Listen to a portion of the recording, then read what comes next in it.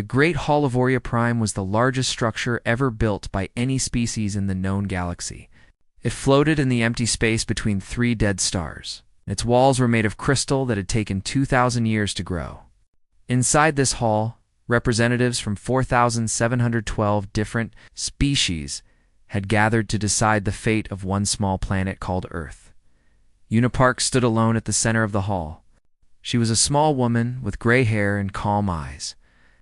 She wore a simple black suit, and she carried no weapons, no guards, and no fear.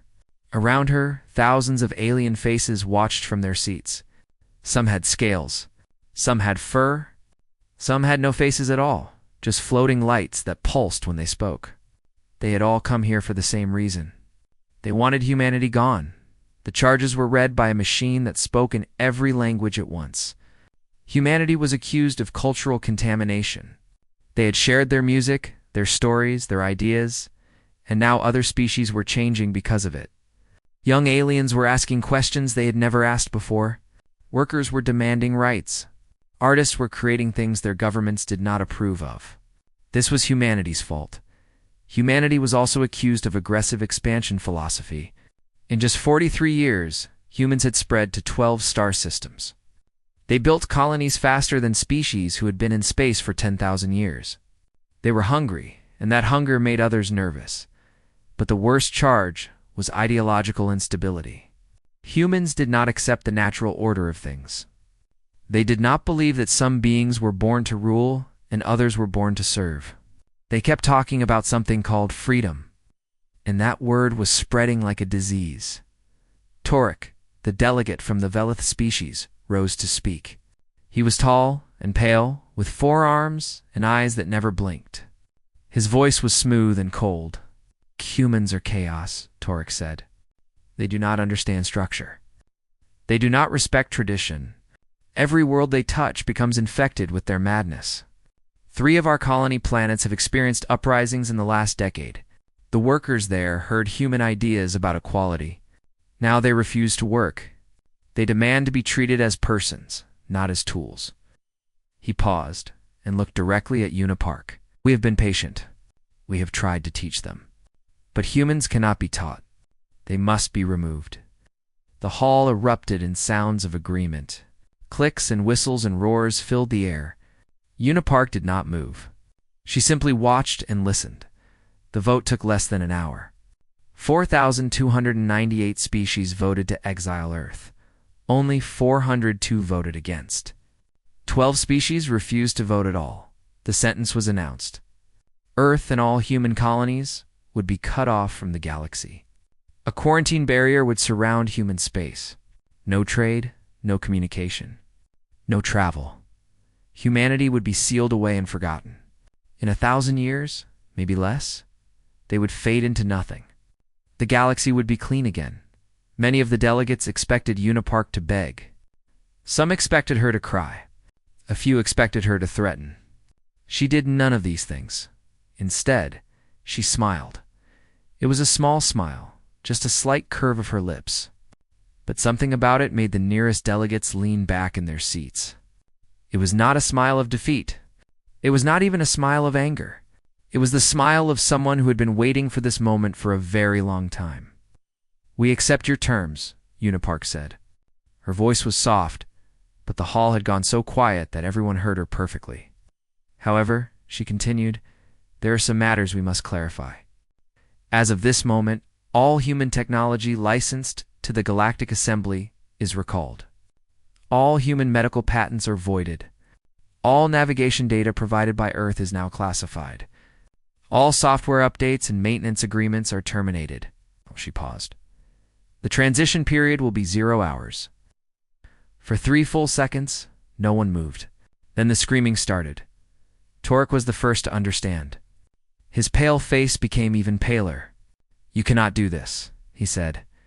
Our ships use your navigation systems. Our hospitals use your medicine.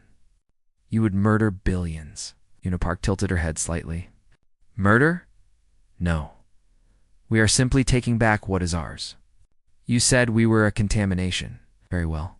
We will remove the contamination. Every piece of it.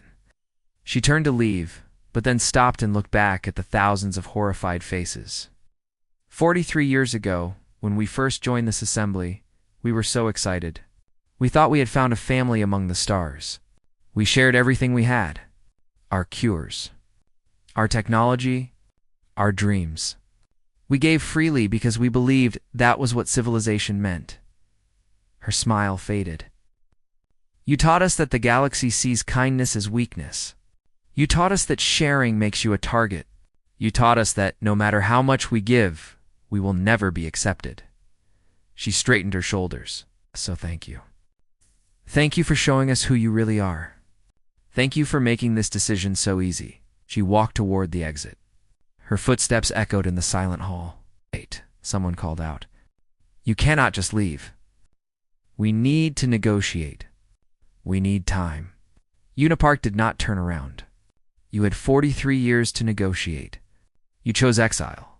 Now, live with it. The great doors closed behind her. Within hours, the first systems began to fail. Hospital machines went dark on 12 worlds. Navigation computers lost their maps. Communication relays fell silent. Ships drifted without direction. The galaxy had voted to exile Earth. They thought they were cutting off a small, troublesome species. They did not realize they were cutting off their own future. And somewhere, on a small blue planet behind a newly formed barrier, humanity looked up at the stars they had been forbidden to visit. They were not crying. They were preparing.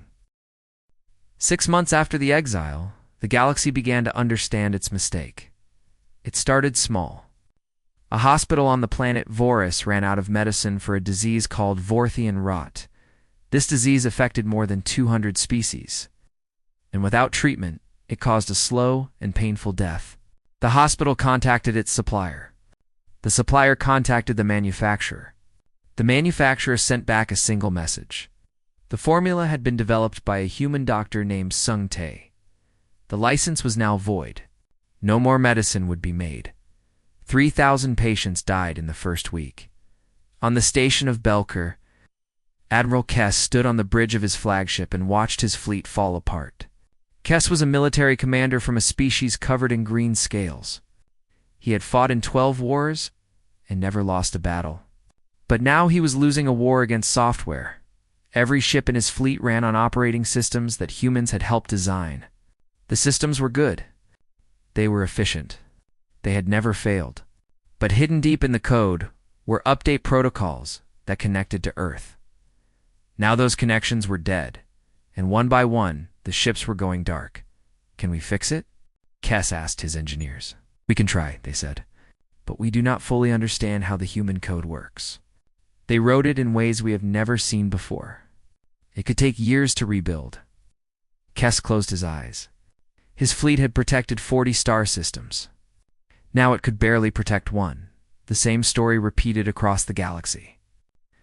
Warplane stabilizers failed because humans had improved them by 340%, and no one else knew how. Emergency communication relays went silent because human engineers had built the core systems. Food production dropped on 100 worlds because humans had designed the farming machines. 43 years. That was all the time humanity had spent in the Galactic Assembly, and in those 43 years, they had made themselves essential to everything. Some species called it a trap. They said humans had planned this from the beginning. They had wormed their way into every system, waiting for the day they could cause maximum damage. But others knew the truth. Humans had not planned anything.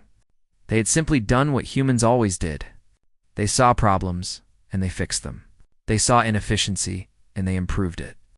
They shared their solutions freely because that was their nature.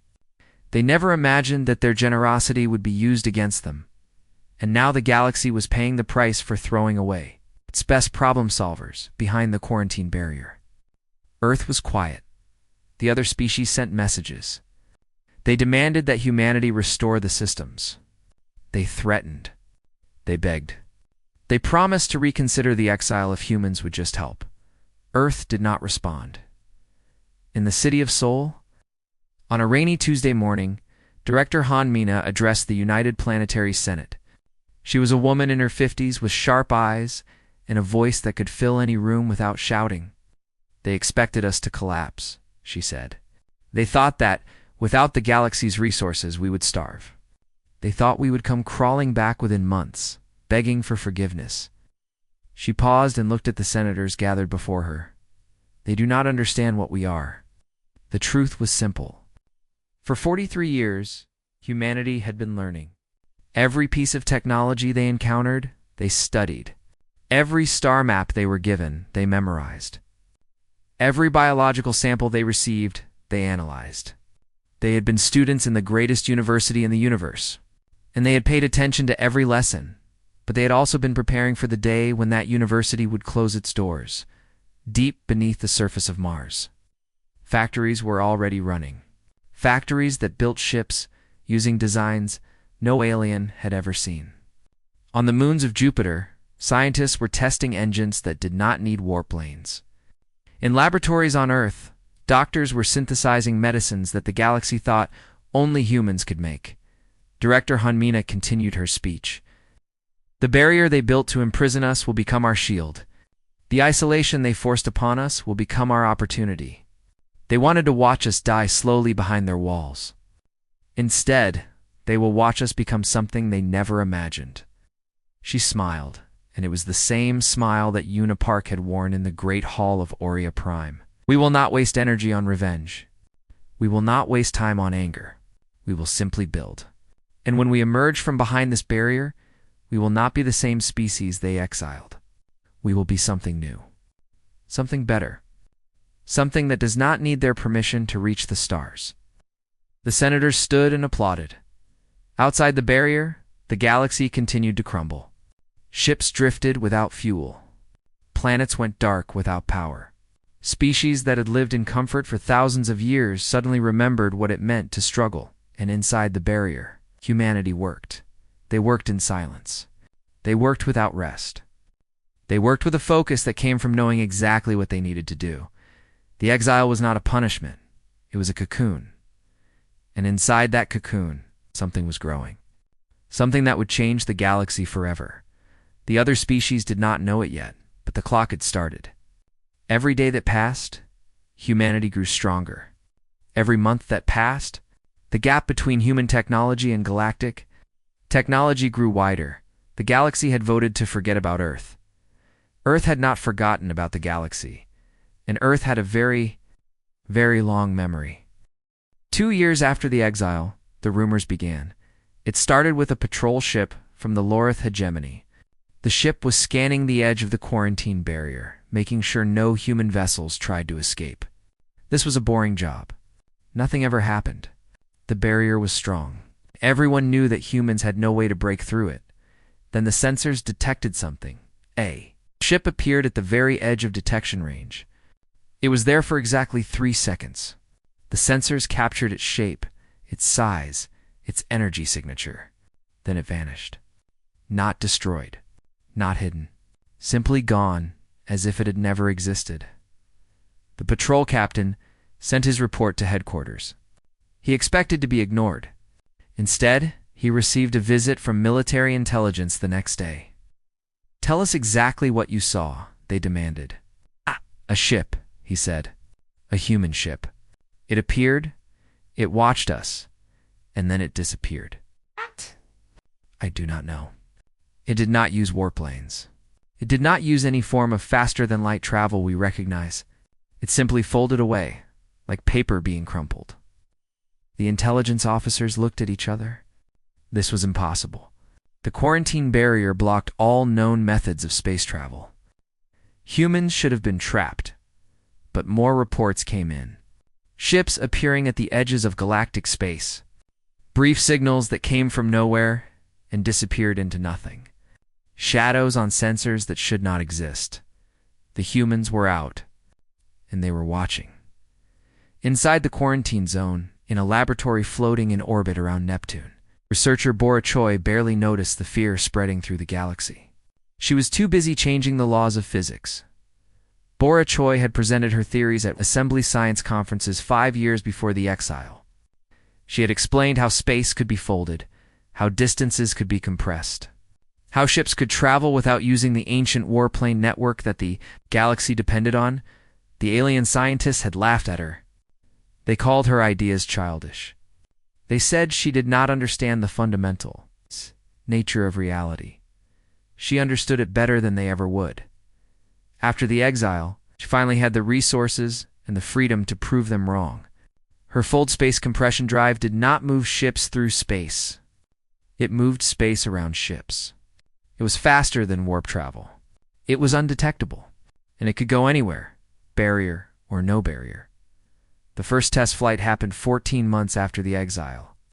A small ship with a crew of 3 folded space for the first time in human history. They traveled 40 light years in less than a second. When they returned, they were crying with joy.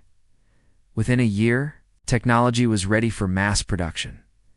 General Jin Woo oversaw the construction of the first Exodus-class vessel. It was built in orbit around Titan, hidden from any possible observation. Jin Woo was a serious man who rarely smiled. But even he felt something like wonder when he saw the completed ship. It was not a warship. It was a city. The Exodus-class vessel was 3 kilometers long. It carried a population of 50,000. It had farms, factories, hospitals, and schools. It was designed to travel forever, to never need a home port.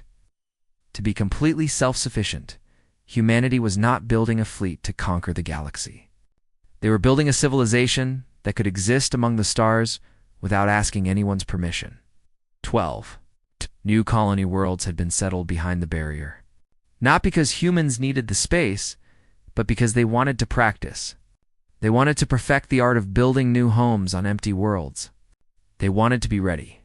A new generation was growing up. Children who had been born after the exile, who had never seen an alien, never spoken to one. These children did not carry the wounds of rejection. They did not feel the pain of betrayal. They only knew one thing. Humanity had been told it could not reach the stars. And humanity was reaching them anyway. Director Han Minna called them the Starborn generation. They would be the ones to change everything. On Aurea Prime, in his private office, Torque received a message. He had been having nightmares for months. Dreams of human ships appearing above his homeworld. Dreams of revenge that he knew humanity had every right to take. He had been the one to lead the exile vote. If humans wanted to punish someone, he would be first on the list. The message arrived on his personal terminal. It was not sent through any normal channel. It simply appeared as if it had always been there. 3 words. We remember everything. Torque stared at the message for a long time. Then he deleted it. Then he poured himself a drink with shaking hands. He had thought the exile would make the galaxy safer. He had thought removing humans would bring peace. Instead, he had created something far more dangerous than the loud, friendly, messy humans who had joined the Assembly 43. Years ago, he had created humans who no longer needed the galaxy, and somewhere out in the darkness, beyond the barrier that was supposed to keep them trapped forever, those humans were building, growing, and waiting. The galaxy had tried to bury humanity. It did not realize it had planted a seed. In the 5th year after the exile, the Velith homeworld received a death sentence. A star called Korvax 7 had been dying for 1,000,000 years. This was normal. Stars died all the time. But Korvax 7 was dying in a specific way. It was going to release a gamma burst, a wave of radiation so powerful that it would sterilize every planet within 50 light-years. The Velith homeworld was 42 light-years away. Scientists calculated that the burst would arrive in 13 months. When it came, nothing would survive. Not the cities. Not the farms. Not the 18 billion Velith who had lived on that world for 9,000 years. Hi, Chancellor. Alice received the news in his office. He was old now. Older than any Velith leader in history. He had served his people for 60 years.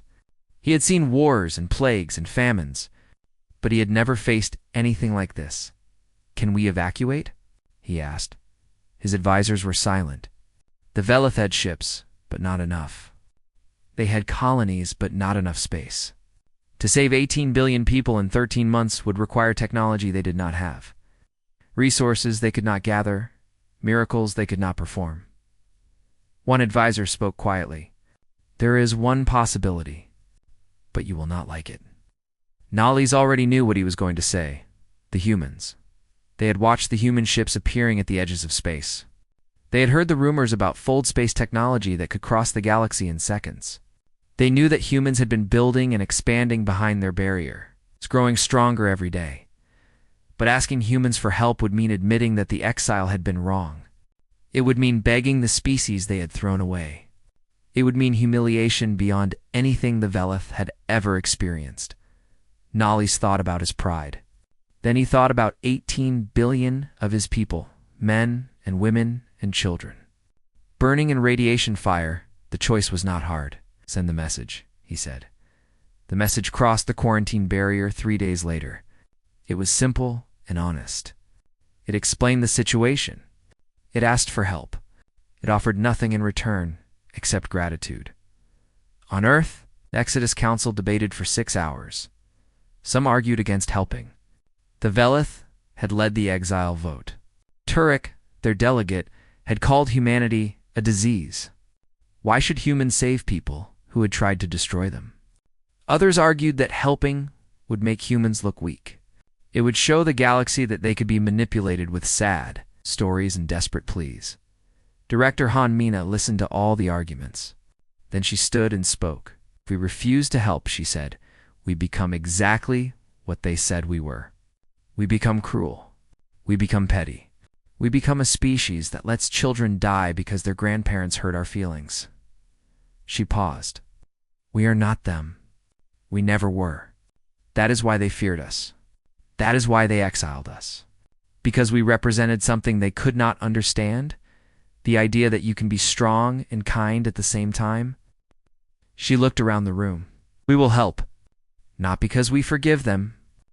Not because we want something from them. We will help because that is who we are. And who we are is not something they can vote away. 300 fold space vessels appeared in Velith space 7 days later. Captain Hannah Yoon commanded the lead ship. She was 24 years old, born 1 year after the exile. She had never met an alien before. She had grown up hearing stories about the species who had rejected humanity, who had called her people dangerous and unstable. Now, she was here to save them. The evacuation was unlike anything the galaxy had ever seen. Human ships appeared, loaded thousands of Velith, and vanished. They reappeared at distant moons, unloaded their passengers, and returned for more. The process repeated thousands of times, day after day, week after week.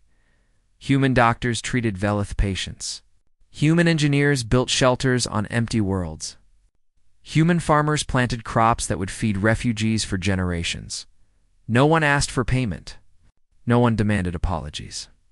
No one mentioned the exile at all. A Velith journalist approached Captain Hannah Yoon during a brief rest period.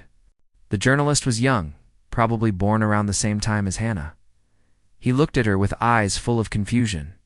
Why are you doing this? He asked. We tried to destroy you. We called you monsters. Why would you save us? Hannah Yoon thought about the question. She thought about her parents who had lived through the exile. She thought about her grandparents, who had believed so strongly in the dream of galactic friendship. She thought about all the humans, who had given their inventions and their cures and their love to a galaxy that had rejected them. Because you needed us, she said finally. That is enough. The journalist did not understand. Hannah did not expect him to. 9 months later, the gamma burst hit the Velith homeworld. It burned away the atmosphere. It boiled the oceans. It turned 9,000 years of civilization into ash dot, but the Velith were not there. 18 billion people had been moved to 3 habitable moons that humans had discovered using technology the assembly never had. The moons had air and water and soil. They had cities that human engineers had built in record time. They had farms and hospitals and schools. The Velith had lost their homeworld, but they had not lost their future. And across the galaxy, every species that had voted for exile watched and understood something that changed everything. Humanity had not come back for revenge. Humanity had come back to prove a point, and the point was this. You can throw us away. You can call us monsters. You can try to erase us from history, but we will still save your children. We will still heal your sick. We will still build you new homes when your old ones burn, because that is what you humans do, and nothing you do to us will ever change that." 10 years after the Exile, the Galactic Assembly gathered again, but this time, they did not meet on Aurea Prime. The Great Crystal Hall had become a symbol of shame, a reminder of the worst decision in galactic history. Instead, they gathered on a neutral station near the quarantine barrier, a barrier that existed now only in name. 4,000 species had signed a petition asking humanity to return to the assembly. They offered formal apologies written in 100 different languages. They offered reparations that would take centuries to pay. They offered a permanent seat on the High Council, something that had never been given to any species in galactic history. Ambassador, Una Park, returned to speak for humanity. She was 71 years old now. Her hair was completely white, and she walked with a slight limp from an old injury. But her eyes were the same as they had been 10 years ago, calm and knowing, and when she stepped onto the podium, the entire hall fell silent. She looked out at the gathered delegates. Some could not meet her gaze. Some looked at her with desperate hope. A few still watched with resentment, unable to accept that humanity had won without firing a single shot. 10 years ago, Una Park began. "I stood in a hall much like this one. I listened as you called my people a contamination. I heard you say that we spread chaos wherever we went, that our ideas were dangerous, that our very existence threatened the stability of the galaxy." She paused and let the silence stretch. "You were right." A murmur ran through the crowd. This was not what they had expected. "We do spread chaos," Una Park continued, "but it is the chaos of questions asked for the first time. It is the chaos of workers demanding dignity. It is the chaos of artists creating things that have never existed before.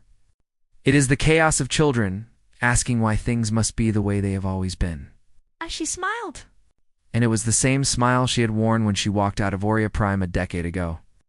"You called us unstable because we believe that nothing is permanent. You called us dangerous because we refuse to accept that the universe cannot be changed. You were right about all of it. We are everything you said we were." Her smile faded into something more serious. "But you made one mistake. You thought those qualities made us weak? You thought that a species that questions everything would tear itself apart? You thought that a people who believe in change would never be able to build anything lasting." She gestured behind her, where a massive screen showed images of human achievements from the past decade. Colony worlds, with cities rising from empty plains. Ships that could cross the galaxy in heartbeats. Hospitals that had cured diseases the Assembly had lived with for thousands of years. Refugees from a dozen species living in human-built shelters, their children playing in human-built parks. In 10 years of exile, we built more than most species build in 1,000. We saved 18 billion Velith lives. We shared our fold space technology with 38 species who asked for help. We cured 11 plagues that your scientists said were incurable. We did all of this while you waited for us to die. The hall was completely silent now. No one moved. No one whispered. "You voted to exile us because you were afraid," Una Park said. "And you were right to be afraid. But not for the reason you thought. You were not afraid of our weapons or our armies. You were afraid of our ideas. You were afraid that if you let us stay, your own people would start to wonder if things could be different." She stepped closer to the edge of the podium. "Your fear was justified. Things can be different. Things will be different. The universe does not care about tradition or stability or the way things have always been done. The universe rewards those who adapt, who grow, who refuse to accept that the present must become the future." Torek sat in the Velith section of the hall. He was old now, older than he had ever thought he would live to be. He had watched his entire species be saved by the people he had tried to destroy. He had seen human doctors working without sleep to save Velith children. He had seen human engineers building homes for refugees who had spat on humanity's memory. He had never apologized. He had never known how. But he listened now with tears running down his face. "We do not need your assembly," Una Park said. "We never did. Our technology is better than yours. Our ships are faster. Our medicine is more advanced. We could ignore you for the next 1,000 years and lose nothing." She paused. "But we will rejoin. We will sit in your councils and share our ideas and spread our chaos once again. We will do this for one reason." Her voice softened, becoming almost gentle. "Because we still believe in the dream that brought us to the stars. We still believe that different species can learn from each other. We still believe that the galaxy can be better than it is." She straightened her shoulders. "We will join again on one condition. The next time you see a species that frightens you, a species that is loud and strange and refuses to know its place, you do not exile them. You do not throw them away because they make you uncomfortable. Instead, you learn from them. You let them change you just a little. Because that is how civilizations grow. That is how the universe moves forward." She looked directly at Torak. "That is what humanity taught us, and we are still willing to teach it to you." The vote to accept humanity back into the assembly was unanimous. 4,712 species agreed without a single objection, but Unipark did not stay to celebrate. She returned to Earth, to the small house where she had lived for 30 years. She sat in her garden and looked up at the stars. The same stars she had dreamed about as a little girl. Long before humanity had ever left its home planet, somewhere out there, on 100 human worlds, a new generation was waking up. Children who would never know exile, who would grow up in a galaxy that had finally learned to accept them. They would build things that Unipark could not imagine. They would solve problems that had not been invented yet. They would make mistakes and fix them, and make new mistakes and keep going. Because that was what humans did. The galaxy had voted to exile Earth. Earth had smiled and walked away, and now, 10 years later, the galaxy understood what that smile had meant. It meant that humanity knew something the rest of the universe was still learning. You cannot exile the future. You can only delay it. And humanity was very, very patient.